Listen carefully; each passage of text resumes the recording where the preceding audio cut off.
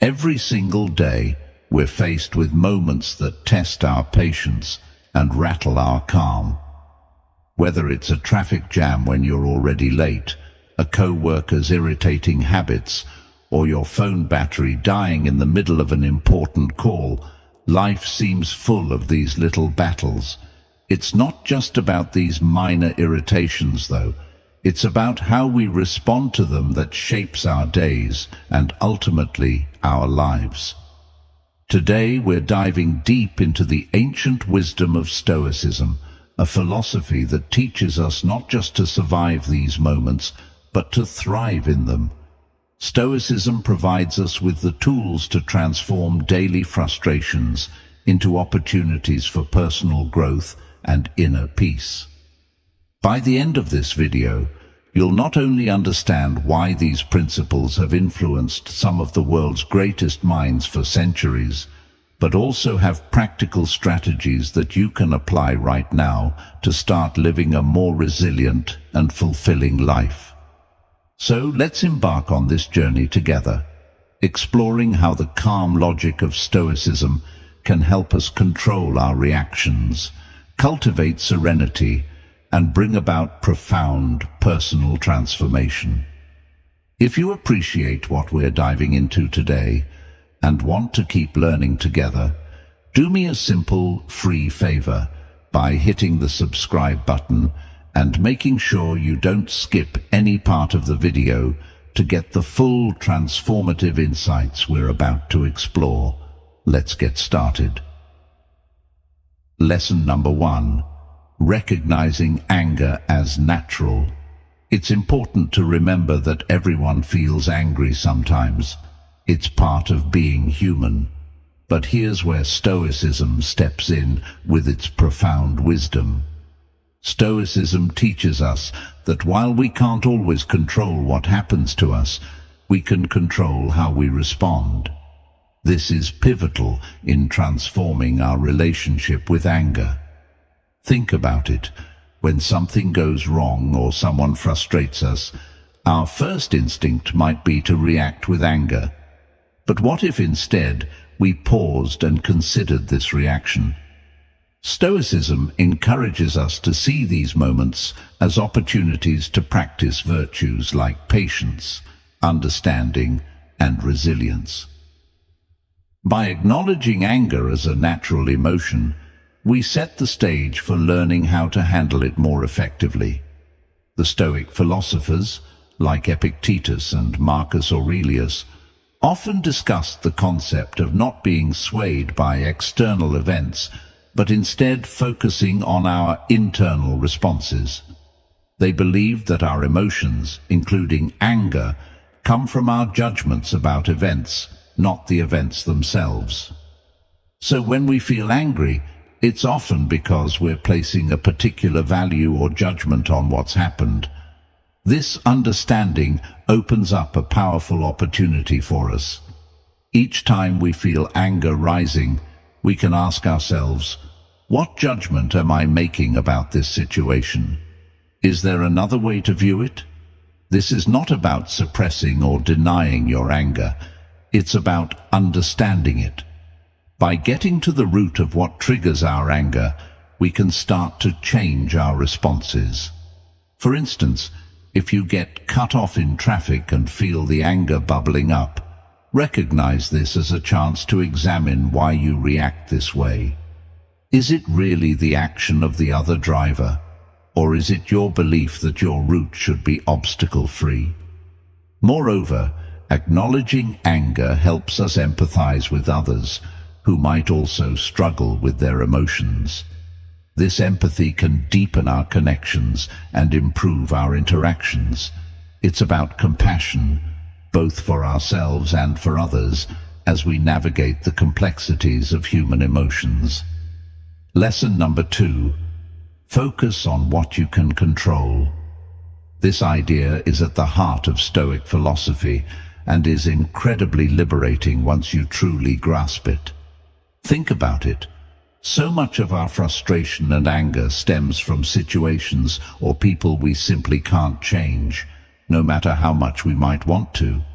The Stoics, like the wise Marcus Aurelius, taught that the real power lies in recognizing the difference between what we can control and what we can't.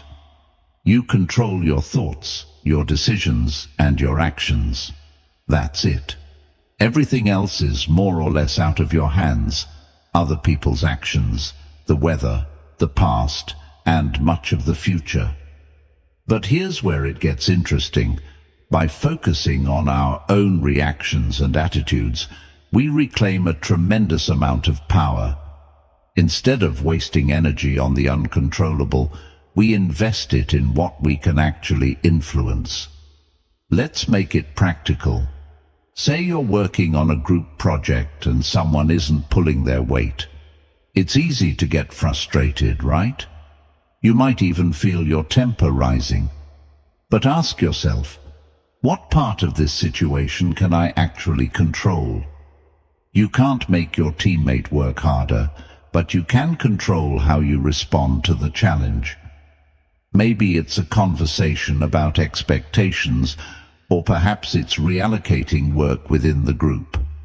By shifting your focus like this, you not only reduce your own stress, but also open up more constructive ways to address the problem.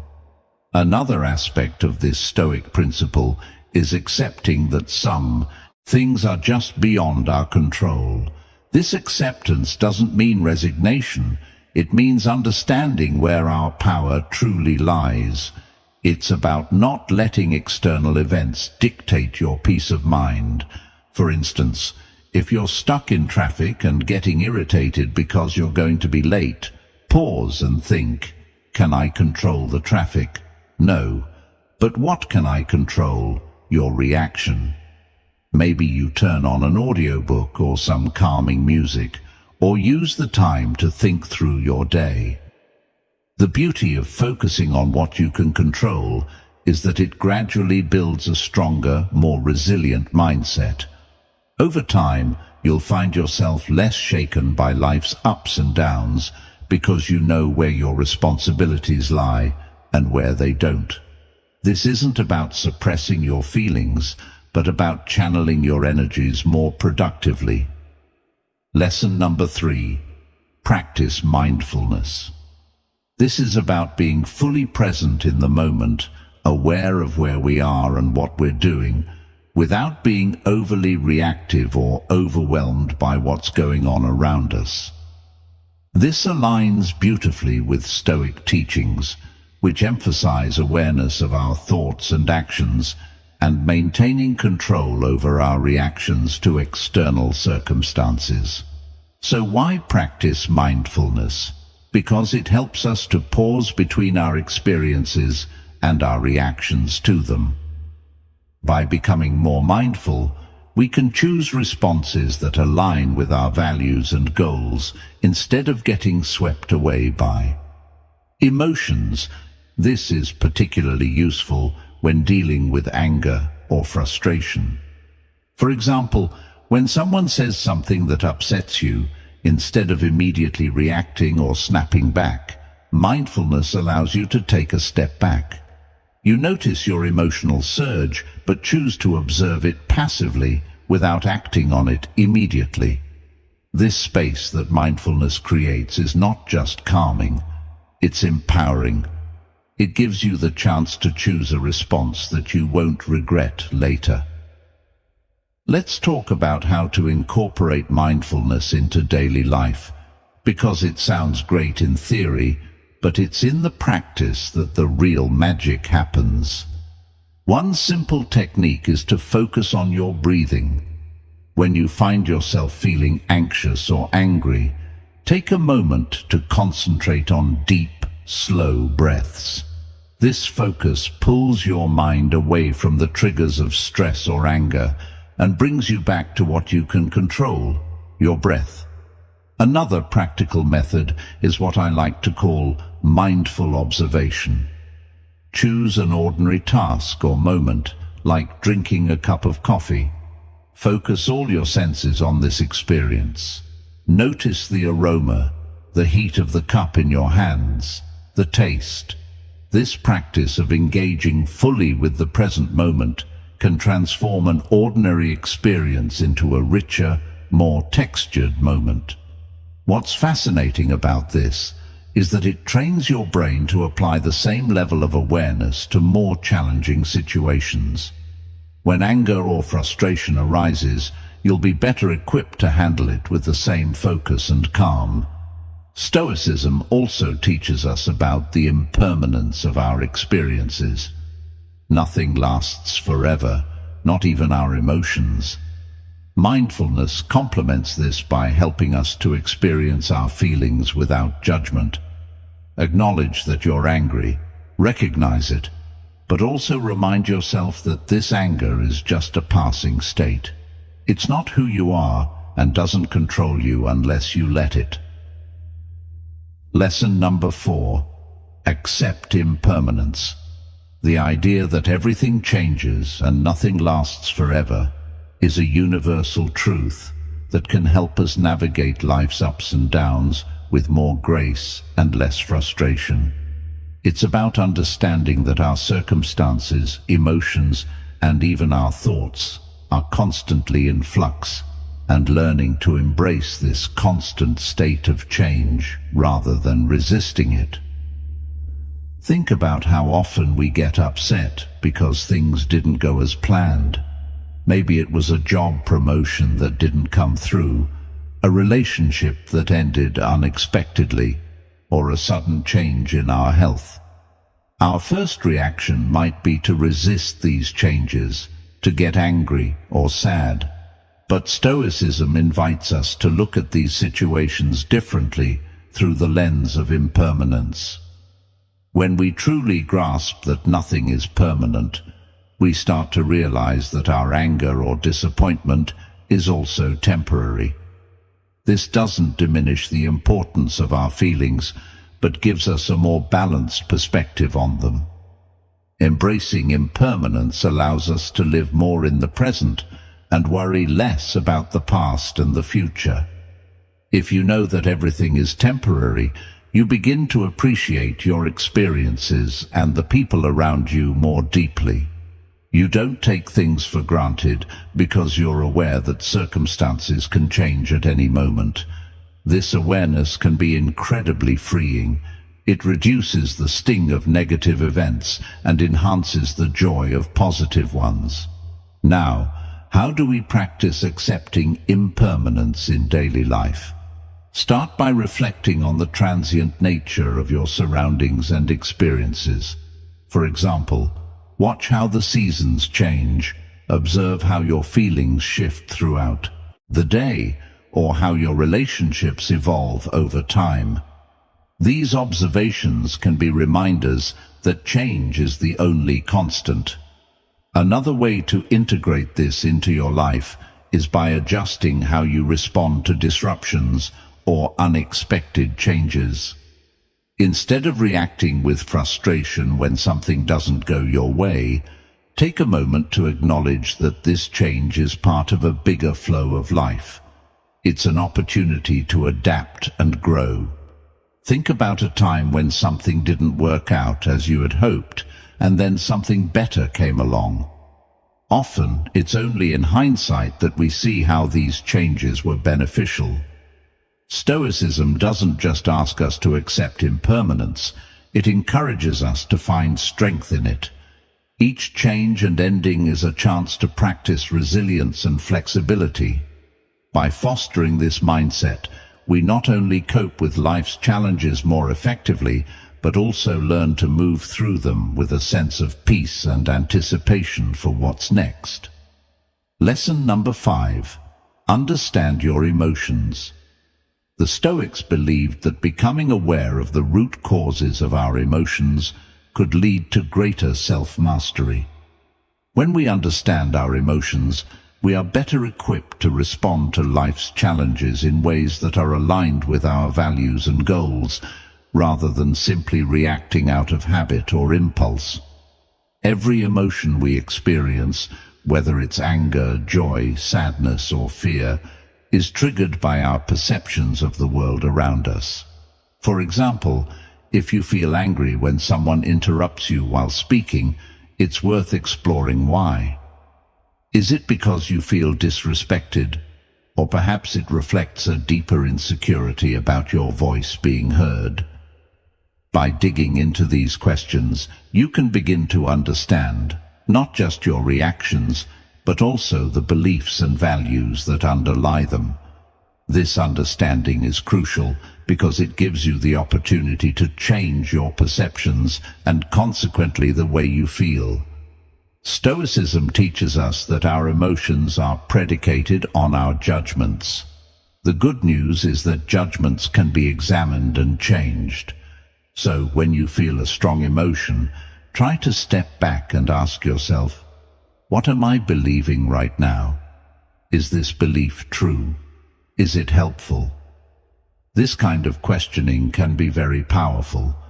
It allows you to shift your perspective and choose a different emotional response, one that serves you better. For instance, if you're feeling anxious about a work presentation, it might be because you believe that you must perform perfectly in order to be respected. But is this really true? Likely your colleagues value your effort and sincerity more than perfection. Recognizing this can alleviate some of your anxiety and help you approach the situation with more calmness and confidence. Practically speaking, journaling can be an incredibly effective tool for understanding your emotions. By writing down what you feel and exploring why you feel it, you can uncover patterns and triggers that you might not be aware of otherwise. This reflection not only helps in the moment, but also builds a sort of emotional intelligence over time that can make you more resilient and adaptable. Another approach is to discuss your feelings with someone you trust, a friend, a family member, or a mentor. Speaking about your emotions can provide new insights and perspectives that you might not have considered. It's often through dialogue that we come to new understandings about ourselves and our relationships. Embracing the Stoic approach to emotions isn't about suppressing what you feel. On the contrary, it's about engaging with your emotions in a proactive and reflective way. It's about taking control of the narrative of your inner life. By understanding your emotions, you're not just reacting to the world, you're actively shaping your experience of it. Lesson number 6, develop patience. Stoicism teaches us the value of patience, not just as a way to endure, but as a method to transform our experiences.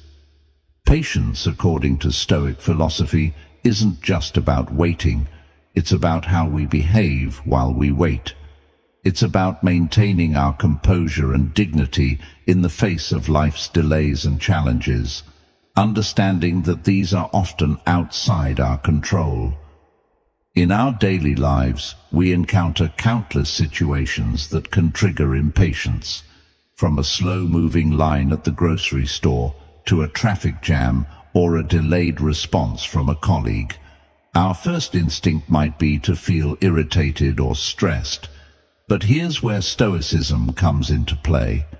It encourages us to see these moments as opportunities to practice virtue.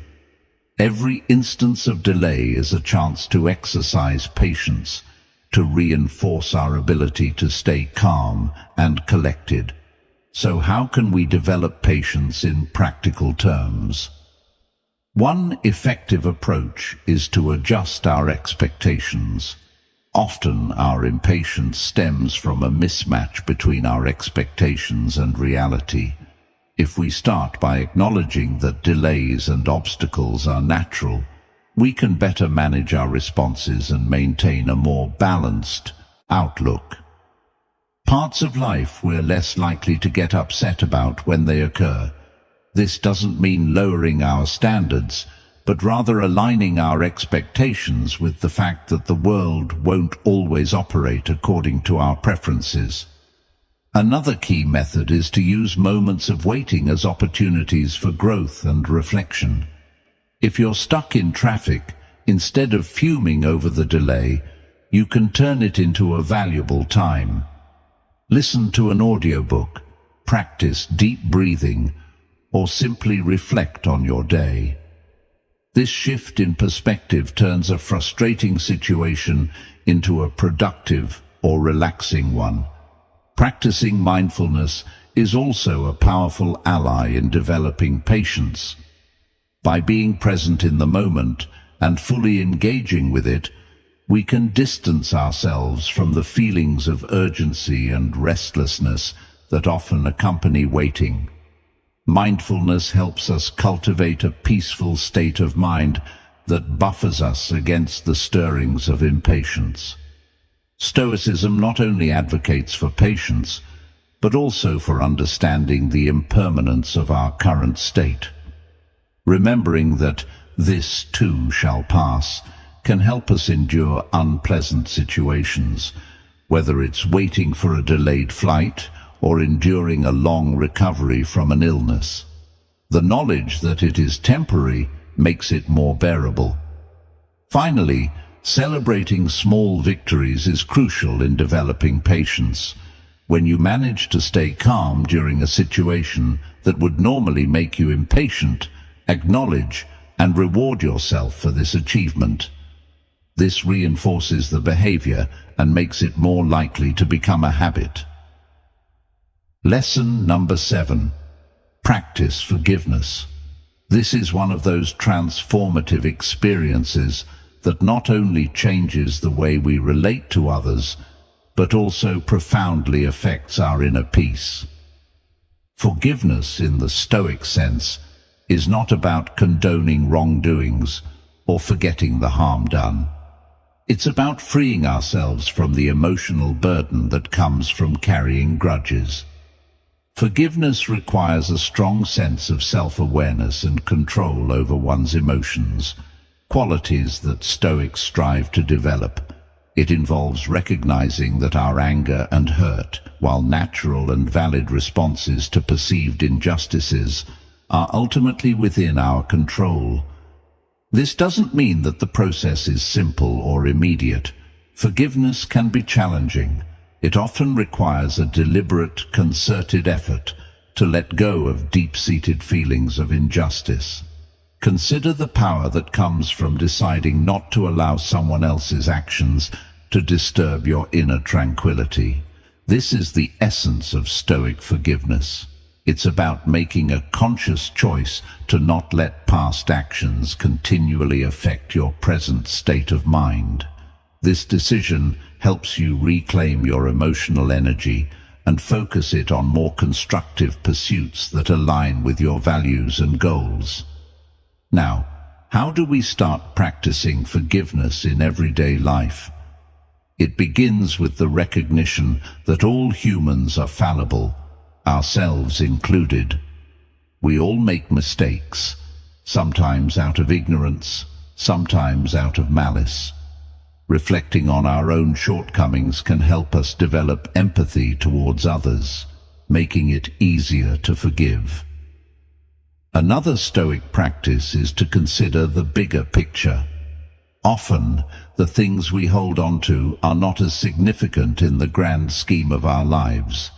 By focusing on our long-term well-being, which is bolstered by peace and harmony, the immediate sting of grievances can be mitigated. Practicing forgiveness also involves actively reframing our narratives. Instead of viewing yourself as a victim, which can perpetuate feelings of anger and helplessness, try to see yourself as a survivor or even a hero of your story, one who has overcome challenges and emerged stronger. This shift in perspective not only facilitates forgiveness, but also empowers you in your life's journey. Moreover, engaging in meditation or mindfulness exercises can assist in the process. These practices help calm the mind and provide the space needed to process emotions more rationally and less reactively. As you sit quietly and focus on your breath, allow thoughts of forgiveness to enter your mind. Picture those you feel have wronged you and imagine sending them thoughts of goodwill. This doesn't mean you accept the wrong, but you are choosing to release its hold over you. Finally, it's important to understand that forgiveness is a process, sometimes a lengthy one. It doesn't happen all at once, and that's perfectly okay. Each step towards forgiveness, no matter how small, is a step towards a freer, more emotionally balanced life. Lesson number 8. Practice self-control. At its essence, self-control allows us to pause before reacting, giving us the time to consider whether our impulses align with our long-term goals. For instance, if you're trying to lead a healthier lifestyle, self-control is what helps you choose not to eat that late-night junk food. In emotional situations, self-control helps you hold back a harsh word or an angry reply, preserving relationships and maintaining peace of mind. How can we strengthen this essential skill? One effective Stoic practice is to regularly reflect on our actions and their consequences. This could be as simple as taking a few minutes each evening to think about the choices you made throughout the day. Were there moments when you lacked self-control? What triggered it? Understanding these patterns is the first step towards managing them. Another powerful technique is to set clear personal rules for behavior based on your values. Stoicism teaches us that living according to rational principles is key to a good life. By setting and following your own rules, for example, not checking your phone during meals or limiting time spent on social media, you exercise self-control in ways that directly improve your daily life and well-being. Visualization is another tool that can be incredibly helpful. Before entering a situation where you know you might be tempted to act impulsively, take a moment to visualize yourself handling the situation with calm and restraint. Imagine the satisfaction you'll feel from acting in accordance with your principles. This mental rehearsal can make it much easier to keep your cool in the heat of the moment.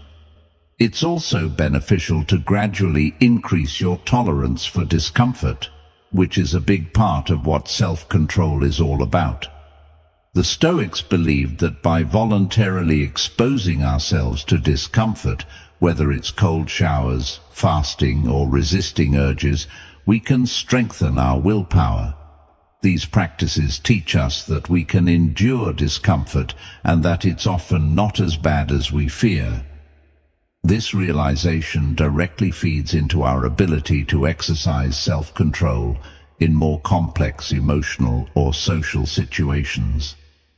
Lastly, remember that practicing self-control is a journey, not a destination. There will be times when you falter.